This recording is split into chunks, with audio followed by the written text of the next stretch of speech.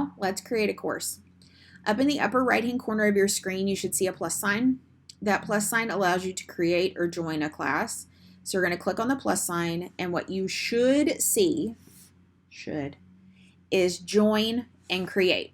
If all you see is join, I want you to do something for me. Okay, what we're going to do is over in the upper left hand corner, looks like a recycle button.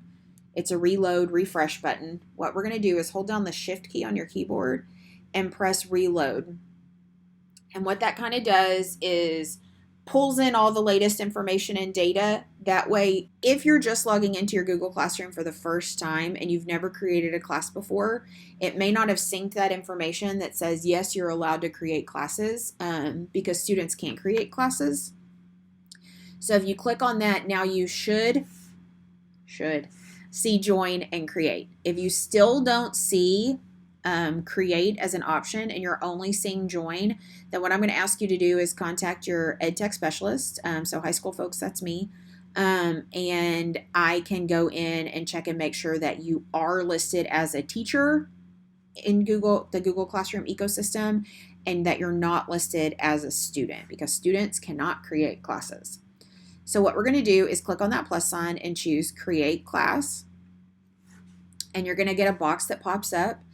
Only one of these items is required, and that's the top class name. So I'm going to type in, I already have a practice class, practice for training. Actually, I'm going to call this Google Classroom Training. And the section is optional. If you look right above this where I have this Exploring Creativity class, see where it says Virtual PD-High School? That's the section. So it's just another piece of information that I can have on that class card to help me know what this is. So I'm going to call this Virtual PD again. Some teachers put the class period name.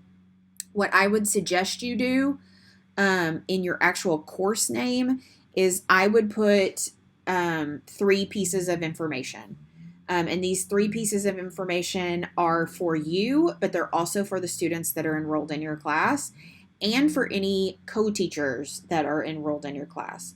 So how you put these 3 pieces of information, the order, whatever, or the section, or however you decide to have them show up is completely up to you.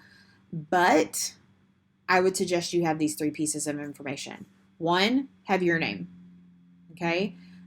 This way, for the students that are enrolled in the class, they know the name of their teacher.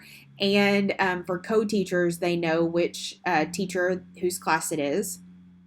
2, I would have the actual name of your course. So biology, AP biology, English 4, whatever that course name is, I would have that in there somewhere. And then the 3rd piece of information is I would have the class period for you and for your students and for those co-teachers. So how you decide to put that information is up to you.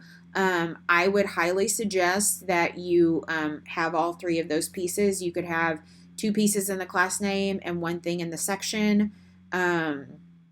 So you could have your name in the section, or you could have your name in the class period in the section, or the class name could be the period and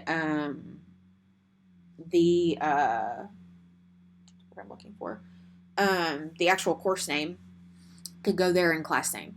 And again, those 3 pieces, your name, your course name, and the class period, put those somewhere within these 2 pieces for you, for your students, and for any co-teachers that are in your classroom. We know that the number of classes that we ourselves are enrolled in or co-teachers of can grow very large. So this helps to organize for everyone involved in the Google Classroom setting. So I'm going to click Create. And once I do, it will create the class.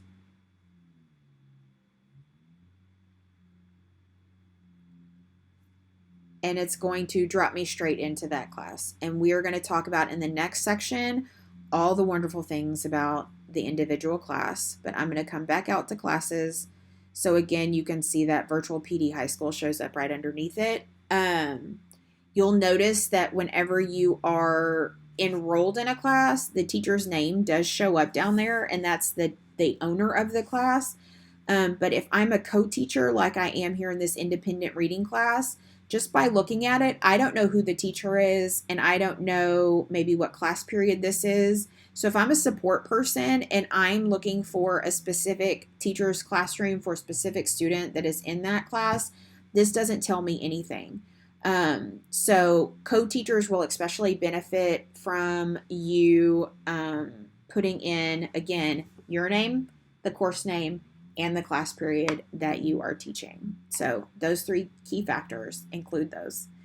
So we've created a class, and we've looked at a lot of the settings to get us ready to actually start working in the class that we just created.